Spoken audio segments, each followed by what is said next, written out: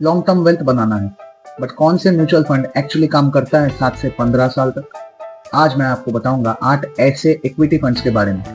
ये funds random नहीं है, डेटा और कंसिस्टेंसी के बेसिस पे सिलेक्टेड है। Past returns and risk adjusted returns included. Hi, I am Anvesh Ghosh from फिनिकस। I am a financial planner, educator and a lawyer. और इस वीडियो में हम सिंपल लैंग्वेज में समझेंगे कौन से equity funds long term investors के लिए जेन्युइनली पावरफुल हो सकते हैं और कैसे इनको कंबाइन करके एक स्ट्रॉन्ग पोर्टफोलियो बनाया जा सकता है।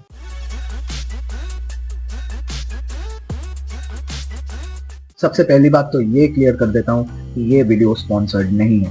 किसी भी फंड हाउस ने ये वीडियो स्पॉन्सर नहीं किया है, लेकिन अगर कोई चाहे तो I am open for sponsorships. Brands watch out. दूसरी बात, ये कोई यूट्यूब हाइप लिस्ट नहीं है। मैंने फंड्स सिलेक्ट किए हैं बेस्ड ऑन कुछ स्ट्रिक्ट फिल्टर्स, मिनिमम 15 साल का history, consistent long term returns, controlled volatility, risk adjusted performance, stable fund managers और बेंचमार्क को बार बार बीट करने का रिकॉर्ड। वीडियो का स्ट्रक्चर सिंपल है। हर फंड को 40 से 50 सेकंड्स में समझेंगे, क्यों चूज किया, रिस्क क्या है और पोर्टफोलियो में कितना एलोकेशन लॉजिकल हो सकता है। Coming back to the topic, पहला fund HDFC flexicap fund. This is a true core type fund.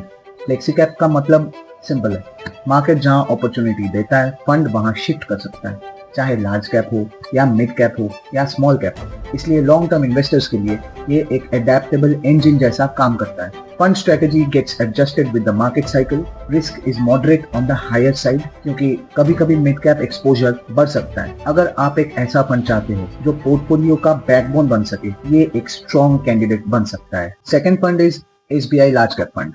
ये स्टेबिलिटी वाला एंकर है पोर्टफोलियो का। लार्ज कैप कंपनीज मतलब established businesses, meaning volatility is comparatively lesser. Bull market में शायद small caps इतना fast ना भागे जितना मार्केट गिरने पर लार्ज कैप्स कुशन प्रोवाइड करता है। बिगिनर्स हो या कंजर्वेटिव इन्वेस्टर्स या लॉन्ग टर्म SIP इन्वेस्टर्स, सबके लिए ये एक कंफर्ट जोन फंड है। Slow and steady wealth creation. Third, Nippon India pharma fund. ये थोड़ा डिफरेंट है क्योंकि ये सेक्टोरल फंड है, हेल्थ केयर और फार्मा पे फोकस, जो कि एक सेक्युलर थीम भी है। लेट्स फेस इट, लोग बीमार पड़ते रहेंगे और मेडिसिन की डिमांड लॉन्ग टर्म में होती रहेगी। इसीलिए ये फंड डाउन टर्न्स में, डिफेंसिव और ग्रोथ फेजेस में पावरफुल हो सकता है। But you must remember one thing, sector funds are always concentrated, तो कभी कभी लॉन्ग पीरियड्स तक साइडवेज रहने का चांस रहता ही है। इसको कोर नहीं, सैटेलाइट एक्सपोजर की तरह हम ट्रीट कर सकते हैं। Fourth, ICICI prudential multicap fund. ये डाइवर्सिफिकेशन लवर्स के लिए एक बहुत बड़ा अपॉर्चुनिटी है। What is the basic advantage of multi-cap funds? Exposure to large, mid and small cap funds all at once, right?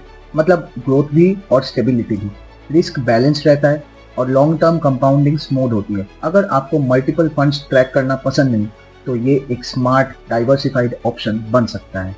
Fifth, बंधन स्मॉल कैप फंड।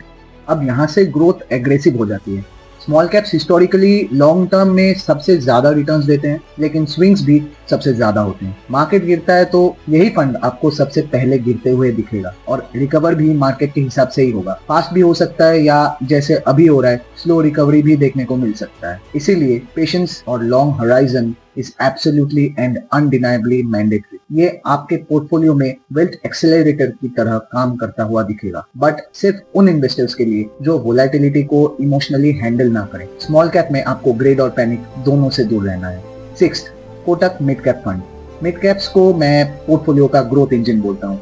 ये large cap से फास्टर ग्रो करता है और स्मॉल कैप से थोड़ा ज्यादा स्टेबल रहता है। लॉन्ग टर्म पोर्टफोलियोज में mid cap allocation almost essential होता है, क्योंकि यहीं से रियल कंपाउंडिंग एक्सेलरेशन देखने को मिलता है। रिस्क साइक्लिकल है, लेकिन डिसिप्लिन इन्वेस्टर्स के लिए रिवॉर्ड पोटेंशियल भी स्ट्रॉन्ग होता है। Seventh, Aditya Birla Sun Life large and mid cap fund. This is kind of a blended strategy. Large cap का स्टेबिलिटी और मिड कैप का ग्रोथ दोनों का कॉम्बिनेशन मिलता है, मतलब डाउनसाइड प्रोटेक्शन भी और अपसाइड पार्टिसिपेशन भी। अगर कोई इन्वेस्टर प्योर लार्ज कैप से थोड़ा एक्स्ट्रा ग्रोथ चाह रहा है और विदाउट गोइंग फुल्ली एग्रेसिव, तो ये फंड काफी प्रैक्टिकल बैलेंस क्रिएट करके देता है। 8, कैनरा रोबेको इंफ्रास्ट्रक्चर फंड। ये इंडिया ग्रोथ स्टोरी पे डायरेक्ट बेट है। Infrastructure spending, roads, power, logistics, construction, ये सब इकोनॉमिक एक्सपेंशन का बैकबोन होता है और based on this year's budget long cycles में इंफ्रा थीम के पावरफुल रिटर्न्स देने का बहुत चांस है, but on the downside ये काफी ज्यादा साइक्लिकल भी होता है। लॉन्ग टर्म पॉलिसी और इकोनॉमिक मोमेंटम पे काफी ज्यादा डिपेंड करता है, इसलिए अगेन